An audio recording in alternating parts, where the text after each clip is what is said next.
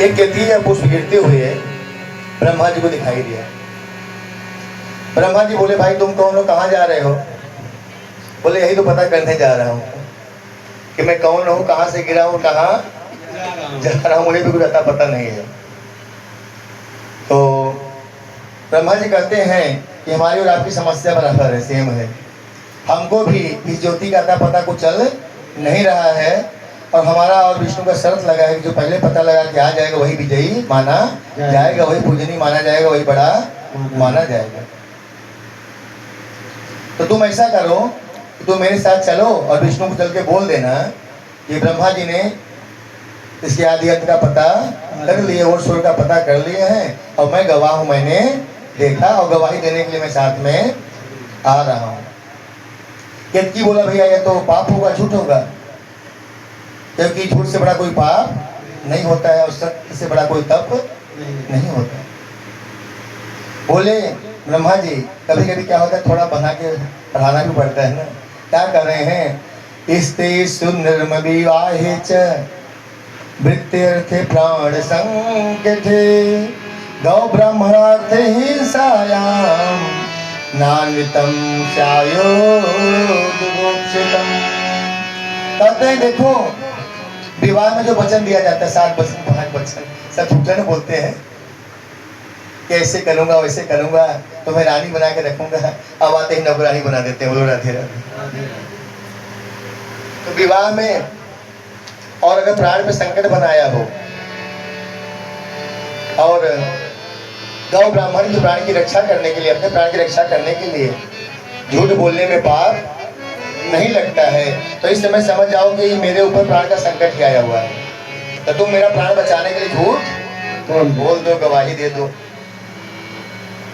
अब केतकी पुष्प को लेकर के ब्रह्मा जी आए, और विष्णु जी निराश होकर आ रहे थे ऊपर कि भैया व्यर्थ है प्रयास करना, चलो। और ब्रह्मा जी बहुत प्रसन्न दिखाई दी, और केतकी का पुष्प बोले, भैया बताओ। केतकी का पुष्प बोल दिया, इन्होंने पता लगा लिया, मैं भी इनके साथ गवाही देने के लिए आ रहा हूँ। और विष्णु भगवान कहते हैं, ठीक है, तब आप तो भाई पूजनीय हो, बड़े हो, श्रेष्ठ हो। और अपने से ऊपर आसन पर बिठा करके और उनका पाद हर का आचमन, पंचोपचार पुरुषोपचार जितना बन सका उतना पूजा की। लेकिन झूठ कपट की वजह से उसी ज्योति में से साक्षात भगवान सदाशिव प्रकट हो गए, क्रोध से भर करके और भैरव को प्रकट किया। और भैरव से कहते हैं, मिथ्या भाषण करने वाले ब्रह्मा के शीश को काट दो। ब्रह्मा के पहले न 5 शीश थे, अभी कितने हैं? 4 हैं। चतुरानन है ना, पहले पंचानन थे। भैरव बाबा ने पहले ऊपर वाला ही 5वां सिर जो है उड़ा दिया। बोला बहुत झूठ बोलते हैं, तो उसी मुख से झूठ बोले थे ना, उड़ा दिए।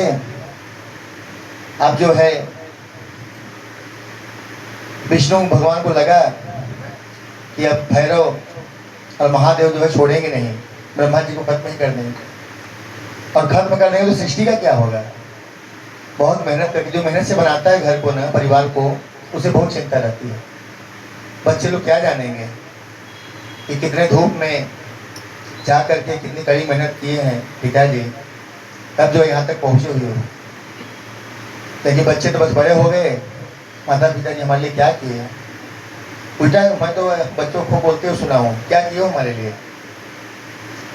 और उसके पापा ने तो उसको स्कूटी ला के दिया, इतने बड़े स्कूल में पढ़ने के लिए भेजा, आपने क्या किया, हमको एक साइकिल भी ला के नहीं दी। मतलब लाखों कमियां निकाल देंगे। लेकिन तुम्हारे पिताजी ने कभी टिफिन लेके गए, कभी वैसे ही गए, पैसा था तो बाहर कभी वड़ा पाव खा लिए, नहीं था तो ऐसे रह गए। कभी उनके बारे में सोचा कि कैसे इस हाल में पाल करके तुमको यहाँ तक लाए हुए।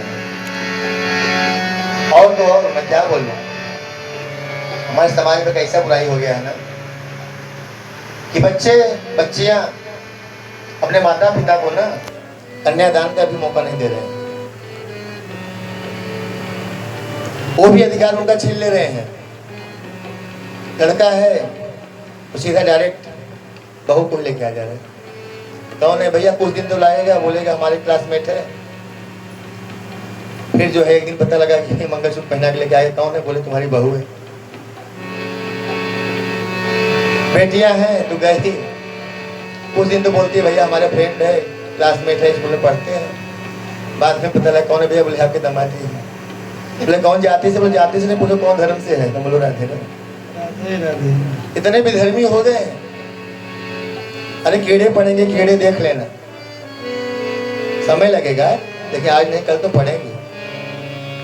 माँ बाप का दिल जो दुखाएगा, जीवन में बड़ा दुख कभी सुख नहीं पा सकता है, कुछ भी कर ले।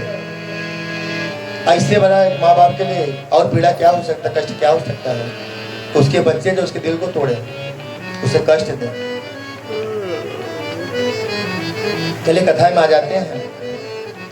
भगवान विष्णु बहुत दयालु हैं, बहुत कृपालु हैं। भोले बाबा का प्रार्थना करने हैं मनीष महाराज।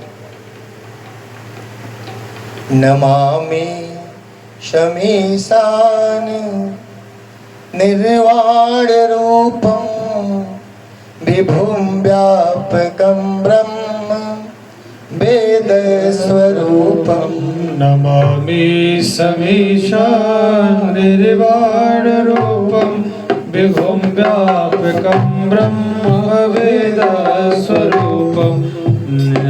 निजं निर्गुणं निर्विकल्पं निरीहं चिदाकाशमाकाशवासं भजेऽहं निरङ्कारमोङ्कारमूलं तुरीयं गिराज्ञानगोतीतमीशं गिरीशं करालं महाकालकालं त्रिबालं गुणागार संसार पारं नतो तुषाराद्र संका।